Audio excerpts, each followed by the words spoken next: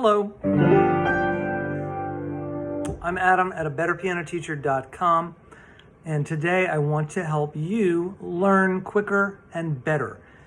My focus in my piano teaching is always to provide the right steps for my students so that in just a half-hour lesson over a period of about 3 months, they can make significant progress and become a step above the piano player they were before. And today we're going to talk about one of the principles that guides me, and it's called sequencing. That you can teach anyone anything if you set the situation up right. I'm currently teaching in the public schools as a math tutor, and this same idea helps me teach 3rd, 4th, 5th grade kids who have difficulty with math how to do their math, because I know how to set the problem up right. Here's how you do it. The thing you want to learn, you have to break into tasks. That everybody knows, baby steps, right? But there are 2 conditions that these steps have to meet. One is that they have to be the right size, not too easy, not too difficult. If they're too easy, you tend to fall asleep while you're doing them and you don't think, you daydream, you get lost in how easy it is, and then the next step hits you like a ton of bricks. If the steps are too hard, you get discouraged and you drop out. You think you can't do it. So the steps have to be exactly the right level of difficulty. The right level of difficulty is where they're just difficult enough to engage you, get you thinking, asking you a question that you can figure out, but you have to push a little to get. That's what you want. Now those steps could be different sizes as long as they're that level of intensity all the way through. I'm going to show you an example of this with a piece of music I'm going to briefly show you. This is a chorale I'm learning for my next service. And the chorale goes like this at the beginning.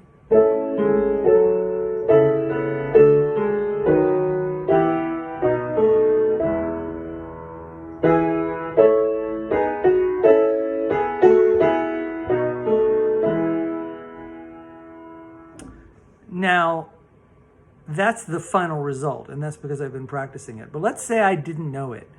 How could I learn this? Well, I could take each voice separately.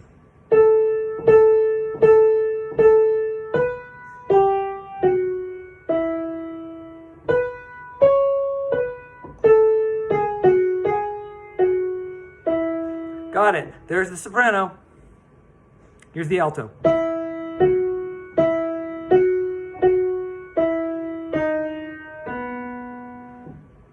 You get the idea, right? Are you bored yet? I am, because there's 2 problems with it. One, it's lacking in context. That alto doesn't sound like anything.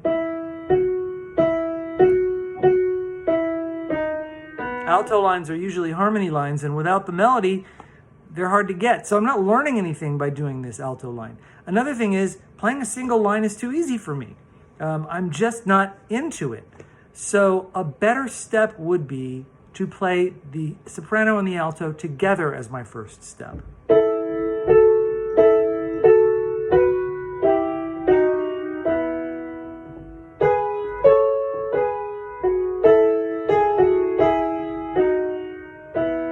That is a better first step. It engages me than the tenor and bass, the left hand.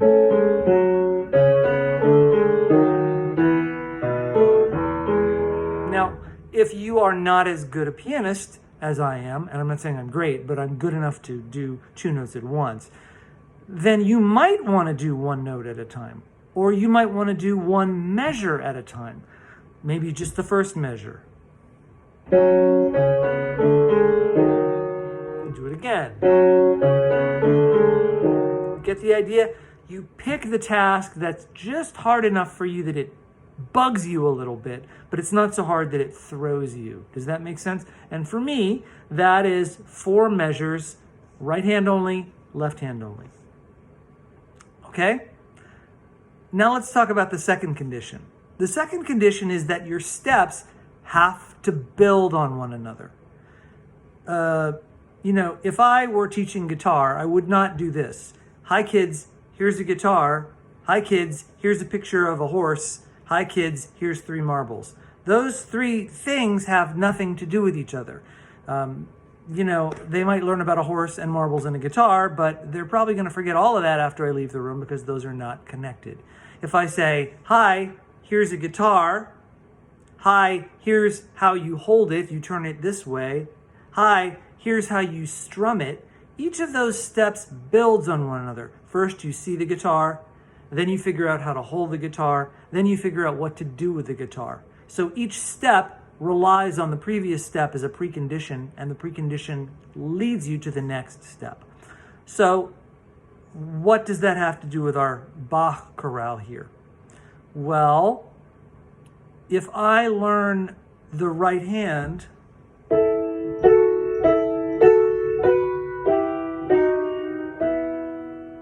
that suggests the music in general. It suggests a kind of harmony. And if I learn it well, and then I add the left hand,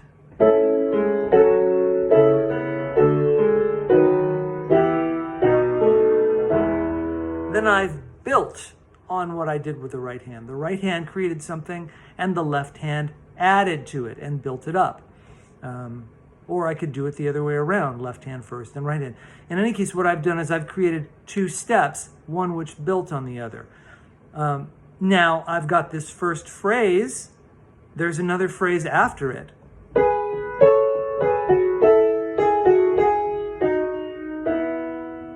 I learned that one.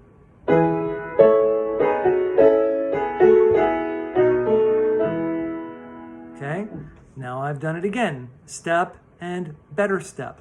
Now what? Put the two phrases together. Now this may seem obvious to anyone that's ever learned a piece of music, but let's do it the wrong way, just by comparison.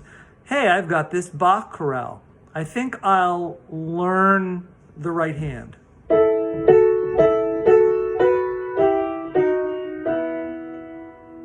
Okay, now I think I'll learn the right hand of a completely different part.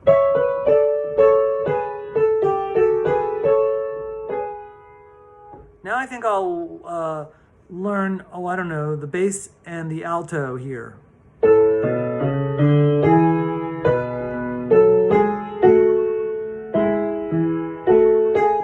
So these are steps, but they don't build on one another.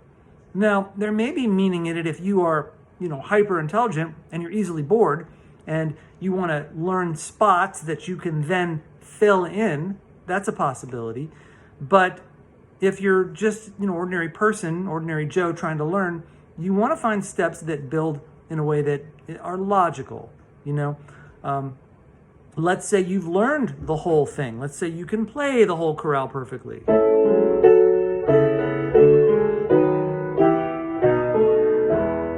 What step could you go to from there? Well, you could count to it.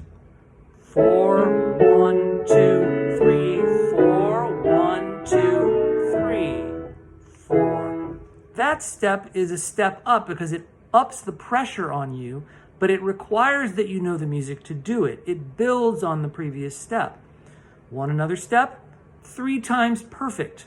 That was 1, 4, 1, 2, 3, 4, 1, 2, 3, 4.